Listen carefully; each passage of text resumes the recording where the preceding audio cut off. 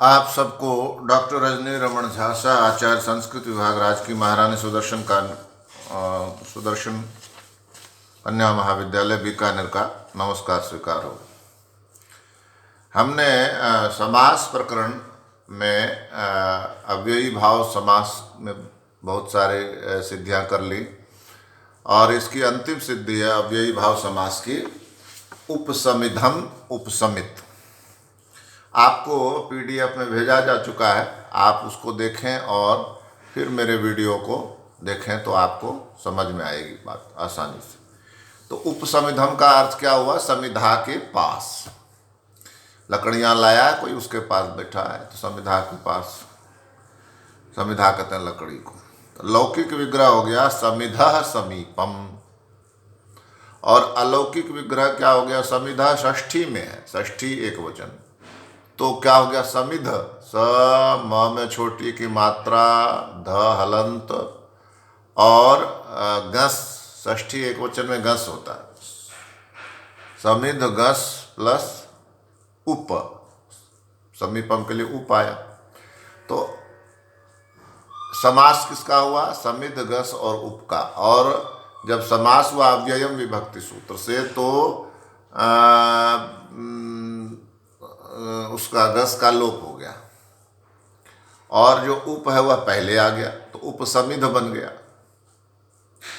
अब यह जो उपसमिध है इसके अंत में ध है जो झय प्रत्याहार में आता है। झय, झय, झभय के झ से लेकर कपय के य तक माहेश्वर सूत्र, इसीलिए मैंने आपको कहा है कि माहेश्वर सूत्र याद रखना चाहिए।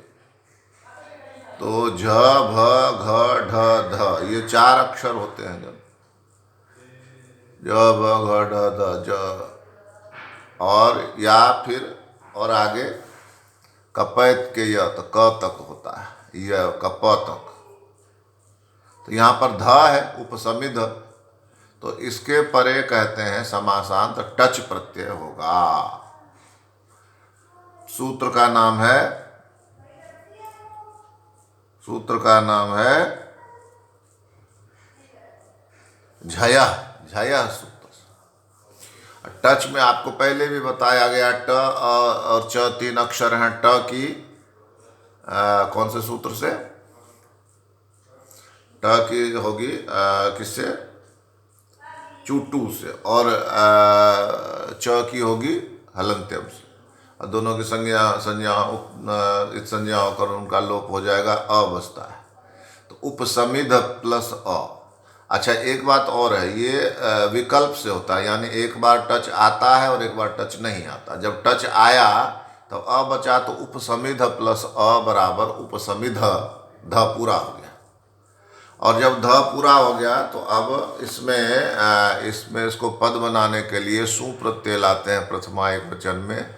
और नपुंसक होने के कारण, आप कई बार आपको पढ़ाया जा चुका है, तो नपुंसक होने के कारण, चूंकि उपसमिध नपुंसक है, अव्ययी भाव समास नपुंसक होता है, इसलिए सु का अम हो गया और अन्य कार्य होकर उपसमिधम रूप की सिद्धि होती है, ऐसा कहा। अब यह भी कहा कि विकल्प से टच आता है, तो विकल्प से टच आता है, यानी विकल्प से जब टच आता है तब तो उपसमिधम रूप बनता है। और मान लीजिए टच आया ही नहीं, तो टच आया ही नहीं तो क्या बना? उसमें वही उपसमिध में ही सु प्रत्यय का योग हुआ और प्रथमा एक वचन में सु का लोप हो जाता है और प्रथमा एक वचन में उपसमित, उपसमित रूप की सिद्धि होती है। तो उपसमिधम भी हो गया और उपसमित भी हो गया।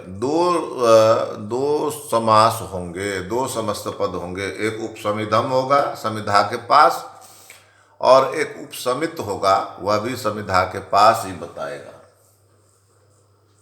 तो इस तरह से दो रूप बनते हैं। किसके? समिधा समीपम, समिधा के समीप जो कहा, तो उपसमिध, उपसमिधम और उपसमित दो रूप बनते हैं। अब हम आगे चलते हैं,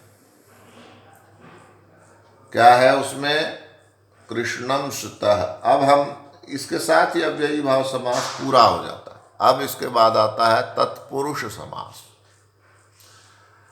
तत्पुरुष समास में हमने यदि थोड़ा बहुत आपको याद हो तो यह पढ़ा था कि उत्तर पद यानी प्रथम पद नहीं, पहला शब्द नहीं, समास में दो पदों का मेल होता है ना, तो पहला जो पद है वह प्रधान नहीं होगा, दूसरा पद प्रधान होगा।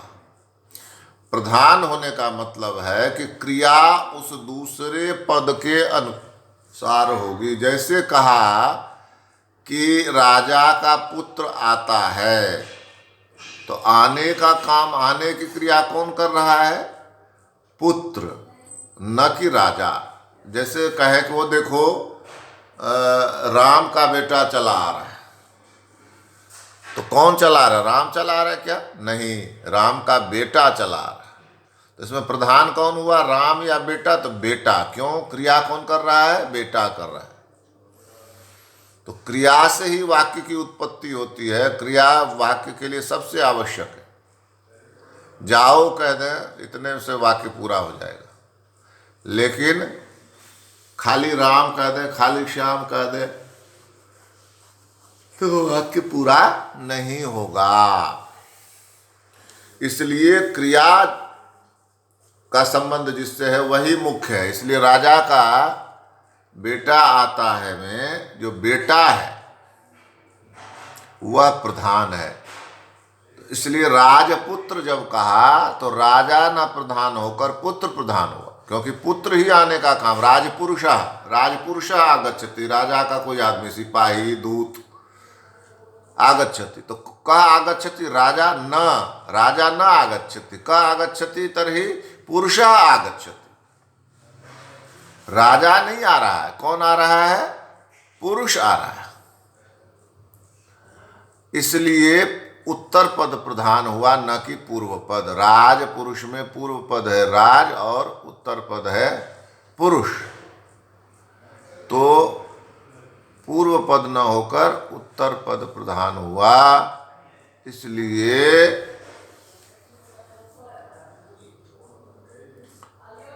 तत्पुरुष में उत्तर पद प्रधान बताया गया है। इसका पहला जो समास है वह है द्वितीयास्त्र में कृष्णम श्रितः। अच्छा, एक बात और जान लीजिए, तत्पुरुष समास के बारे में यह कहा कि तत्पुरुष समास विकल्प से होता है। किससे होता है, विकल्प से। इसलिए एक बार तो समास हो जाएगा और एक बार जैसा है वैसा ही रह जाएगा। जैसे मान लीजिए कहा कृष्णम श्रितः, कृष्ण की शरण में है जो कृष्णम श्रितः, तो कृष्ण की शरण में जो है या तो वह कृष्ण श्रुतः है या कृष्णम श्रितः ज्यों का त्यों है, जैसा कृष्णम श्रितः जैसा वाक्य है। इसलिए समास विकल्प से होता है, यह जानने वाली बात है। अब जैसे कि यही उदाहरण है कृष्णम श्रितः, तो इसका लौकिक विग्रह भी यही होगा, कृष्णम श्रितः, जो कृष्ण के आश्रित है। और अलौकिक विग्रह होता है कृष्ण अम, क्योंकि द्वितीय है ना कृष्णम, तो कृष्ण अम। आपको बताया था कि जो विभक्ति के प्रत्यय हैं, जिसको कि सुप प्रत्यय कहते हैं, वो आपको बिल्कुल याद होने चाहिए। सु ओजस अम ओट्सस टाभ्याम विस गे भ्याम भ्यस गसी भ्याम भ्यस गस ओस आम गी ओ सुप, ये आपको अच्छी तरह से याद होने चाहिए। तो यहाँ पर क्या कहा, कृष्णम श्रितः, कृष्ण अम द्वितीय हो गया, श्रितः श्रित सु प्रथमा हो गया। कृष्णम में अम है और श्रुतः में सु है, तो कृष्ण अम श्रुतः सु। अब इनका समास होगा, और समास किससे होगा, तो समास के बारे में दिया गया है कि द्वितीयाश्रितातीत पतित गतात्यस्त प्राप्तापन्नैः, यह है सूत्र। द्वितीया का आश्रित, अतीत, पतित, गत, अत्यस्त, प्राप्त और आपन्न, इनके साथ समास होता है। तो क्या है अभी? श्रित। द्वितीया का यानी कृष्ण अम का श्रित से, श्रित से हो रहा है समास, तो इससे समास हो गया। द्वितीयाश्रितातीत पतित गतात्यस्त प्राप्तापन्न सूत्र से। अब इसमें क्या हुआ कि जब समास हुआ तो उसी तरह से विभक्तियों का लोप होगा। तो इसमें दो विभक्तियां हैं, एक क्या कृष्ण के साथ अम है द्वितीया विभक्ति, और श्रित के साथ सु है प्रथमा विभक्ति। तो दोनों का ही लोप हो जाएगा, दोनों का, अम का भी और सु का भी। तो क्या बन गया? कृष्ण श्रित, कृष्ण प्लस श्रित बराबर कृष्ण श्रित। अब ये ही समासांत है, इसको पद बनाना पड़ेगा। तो पद बनाने के लिए वापस सु लाते हैं, और चूंकि कृष्ण श्रित पुल्लिंग है इसलिए कृष्ण श्रितः यह रूप बनता है, कृष्ण श्रितः यह रूप बनता है। ठीक है, तो इस तरह से कृष्ण श्रितः। और जब समास नहीं होगा तब कृष्णम श्रितः यही रह जाएगा। अहम कृष्णम श्रितः, मैं कृष्ण की शरण में हूँ, और अहम कृष्ण श्रितः, मैं कृष्ण की शरण में हूँ, उसका भी अर्थ यही होगा। तो इस तरह से कृष्णम श्रितः, कृष्ण श्रितः रूप की सिद्धि होगी। और अब इसमें अगला है शंकुलाखंड, शंकुलया खंड या शंकुलाखंड। शंकुलाखंड क्या होता है? आप लोगों ने देखा होगा कि सुपारी काटने के लिए एक सरोता होता है, सरोता, उसी को संस्कृत में शंकुला कहते हैं। तो शंकुला से काटी गई सुपारी, शंकुला से काटा गया खंड, इसको कहते हैं शंकुला खंड। तो इसका लौकिक विग्रह क्या हुआ? शंकुलया खंड। शंकुलया यानी कि सरोते के द्वारा काटा गया खंड, टुकड़ा। तो ये हो गया अलौकिक विग्रह। क्या? शंकुला। लौकिक विग्रह हो गया शंकुलया खंड, और अलौकिक विग्रह करेंगे तो शंकुलया तृतीया में है, तृतीया एक वचन में, तो हो गया शंकुला टा, और खंड जो है प्रथमा एक वचन में है, तो हो गया वह खंड सु।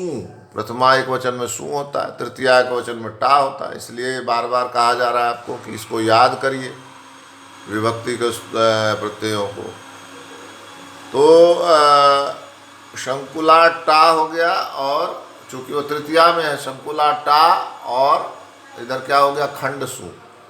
तो इनका समास किससे हुआ? तो लिखा है तृतीया तत्कृतार्थेन गुणवचनेन, तृतीया तत्कृतार्थेन गुणवचनेन। तृतीया में जो प्रयुक्त है तत्कृतार्थ, जो उसने जो काम किया है, गुणवचनेन, गुण और वचन, ये आगे समझ में आएगा, गुणवचनेन। तो क्या कर रहा है? तृतीया तत्कृतार्थेन, तृतीया के द्वारा जो वस्तु है उसके द्वारा जो किया गया काम है। तो शंकुला जो है वह तृतीया में है, तृतीया में है, और उसके द्वारा किया गया काम क्या है? खंड किया गया। तो शंकुला टा और खंड सु। अब इसका तृतीया तत्कृतार्थेन गुणवचनेन सूत्र से समास हो गया। और फिर क्या हुआ? और उसके बाद कहते हैं जब समास हो गया तो उसकी विभक्ति का लोप हो गया, तो टा का भी लोप हो गया और सु का भी लोप हो गया, तो हुआ शंकुला खंड। शंकुला प्लस खंड बराबर शंकुला खंड। अब इसको पद बनाने के लिए सु लाते, और सु लाने पर क्या होता है? पुल्लिंग में शंकुला खंड रूप बनता है। और जब समास नहीं होगा तो शंकुलया खंड ही रह जाएगा। इस तरह से आज हमने इतने समासों का अध्ययन किया। अब शेष आगे देखेंगे। धन्यवाद।